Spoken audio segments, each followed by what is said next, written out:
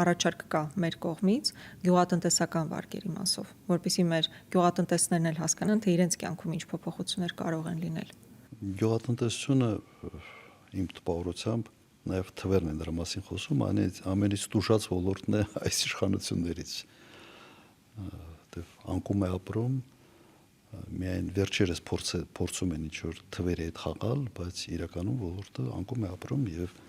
ոլորտը զարգացնելու համար ներդրումներ պիտի արվի։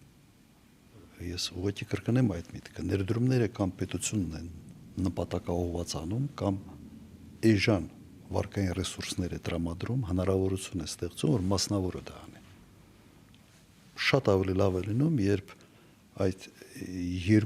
երկու հնարավորություններն պետությունը կիրառում է։ Օրինակ, վարկերը անկասկած եթե չանեն, ուղղակի գյուղացին չի դիմանալու, սա առաջինը, բայց պետությունը կարող է նաև խրախուսել խոշոր տնտեսություններ ստեղծելու process-ներին, ինչը ուղղակի մեկ ֆերմերային տնտեսության համար դժվար է։ Հատկապես այն ինչ տեսնում եմ, անասնապահությունը անկում է ապրում բավական լուրջ։ Եվ երբ որ նայում ես, թե հողերի որ մասն է մշակվում եւ որ մասը ընդհանրապես չի մշակվում, ահռելի մեծ պոտենցիալ կա։ Եվ այդ պոտենցիալը